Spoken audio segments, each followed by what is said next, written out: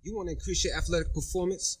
This is the right place to be. In 1 minute, I'm going to tell you what's the most important part of your training and how you can improve it. Let's go.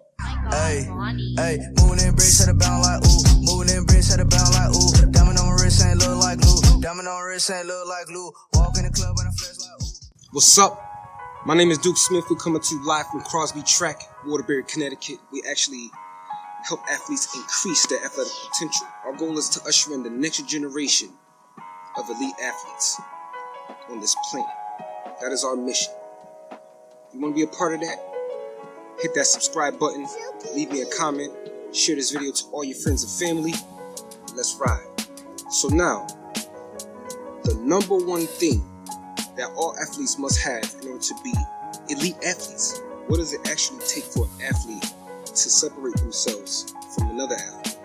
Especially when they both go to the gym and they both lift weights, they both work very, very hard at their craft, and they both work around the clock, dedicating themselves and their lives to one thing, and that's getting better in their sport. Let's take Olympians, for example. They train for 4 years, 4 whole years, just for a few days, just like a good week. I don't really know the numbers, I just watch. Anyway, let's just take the Olympians, for example.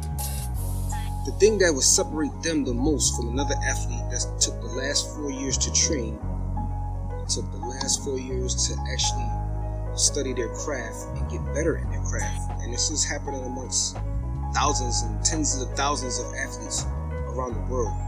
Everyone's implementing new trainings, new studies. What is the one thing that will separate one athlete from another? The number one thing that will separate one athlete from another is mental rehearsal. This is actually key. In the Olympic training world, mental rehearsal is held above weightlifting, basically. You have to train your body, you have to train your mind as well. Mental rehearsal is the difference between the winning athlete and the losing athlete. Because the athlete that successfully pictures themselves winning and getting that gold medal and persistently believing in that and sculpting their life and training that into their subconscious mind to actually make it come out and show them physically. Mental rehearsal is key. Your visualization, how you see yourself, and how do you see yourself, and you gotta picture yourself being the greats. And that's the difference between the losers and the winners. The winners always picturing themselves winning. The losers always picturing themselves losing.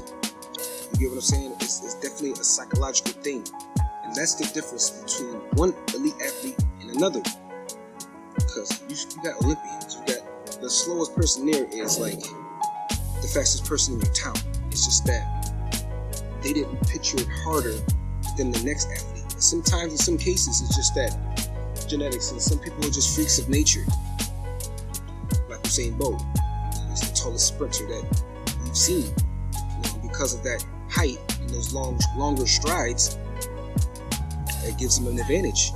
But also, he's fast. So that is a crazy combination. Not to take away from anything from Usain Bolt, because he's just a freak of nature. Long stride length. There's people his height that can't run that fast. So we have to do some things. And this channel that I've created, this is my passion. I got over 21 years of experience in this. So this is the thing that I really want to give back to the world. You know, I've done a lot of things. I'm 37 years old. I was raised in Waterbury, Connecticut, from Society Hill, South Carolina. I came up here when I was 2, and I played high school football, and I played semi-pro. And this is what I really want to do. I have a lot of passion. I want to train the next elite athlete. I want to train the next #1 draft pick. I want to get the person that's being recruited by all the colleges in America. And I want to train that person. I want to train that person that breaks the next 40-yard dash record. The next person that breaks the 100-meter dash record. I want to create athletes and push them over the bounds of what we think is humanly possible right now. So that's my mission. And the way I put together this channel is it's a mix of mental rehearsal and physical strength exercises. So you can train your mind and you can train your body at the same time. Train your mind and your body at the same time. So you're actually putting your mind into the rhythm of it already being in fruition. You're training within that mind state. So that training connection makes it even deeper of a connection to your sport and whatever you're training for, because you're putting your all and you're visualizing at the same time, and you're putting those two things and you're synergizing them and you're training them in one motion. So it makes sense. Mental rehearsal is used by a lot of Olympians. That's one thing. That's really number one, and it's the number one key on their list when it comes to training, as well as the physical training. I think they really spend more time training their minds than their actual bodies. And they put a lot of time to training their bodies. But it makes sense, wouldn't you say? Because without the aspect of your mind, the body doesn't do anything.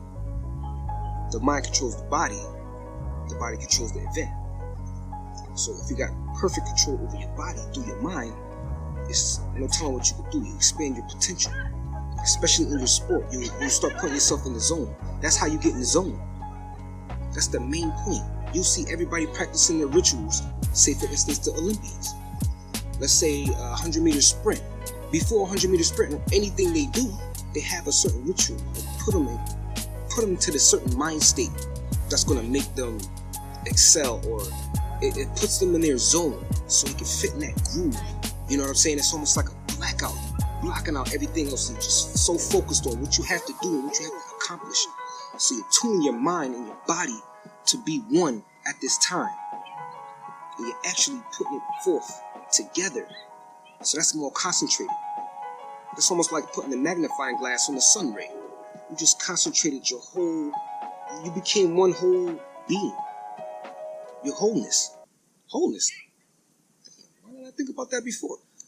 Anyway, now that we know about wholeness, and that that's exactly what it's going to put the athlete into that state of mind, into that state of flow. So that's very, very important. Every Olympian that you see them all before their events, rehearsing in their mind about what they're going to do and executing it perfect, because while they're doing it, they can't think about that.